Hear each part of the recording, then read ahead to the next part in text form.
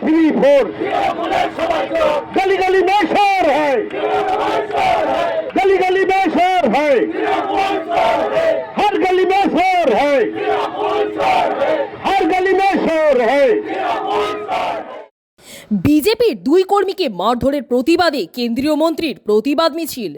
উত্তর চব্বিশ পরগনা জেলার বনগাঁর কলমবাগানে বিজেপির দুই কর্মীকে মারধরের অভিযোগ উঠেছিল তৃণমূল পঞ্চায়েত সদস্যর স্বামীর বিরুদ্ধে।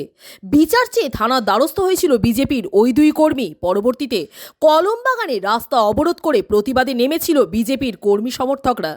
ফের শুক্রবার সেই ঘটনা নিয়ে প্রতিবাদ মিছিল করে বিজেপির কর্মী সমর্থকরা।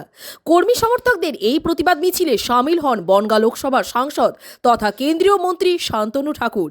মিছিলটি চাঁদা জামতলা থেকে শুরু হয়, কলমবাগান বাজারে গিয়ে শেষ হয়। তারা যখন একটা জায়গায় বসেছিল তো সেখানে টিএমসির হারমাদরা তাদের উপরে ব্যাপকভাবে অকথ্য অত্যাচার করে এবং সেই অত্যাচারের কারণে দুটো ছেলে হসপিটালেও ভর্তি হয় এবং তাদের গুরুতর অবস্থাও তৈরি হয়েছিল। ডাক্তার লাস্টে বিভিন্ন ধরনের চিকিৎসার মাধ্যমে ওষুধের মাধ্যমে তাদের সুস্থ করে তোলেন।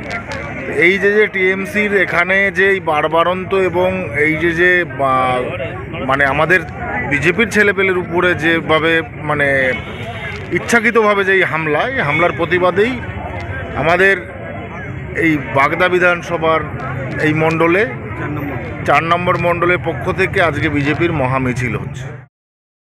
বনগাঁ থেকে শান্তনু বিশ্বাসের রিপোর্ট, চ্যানেল 24/7।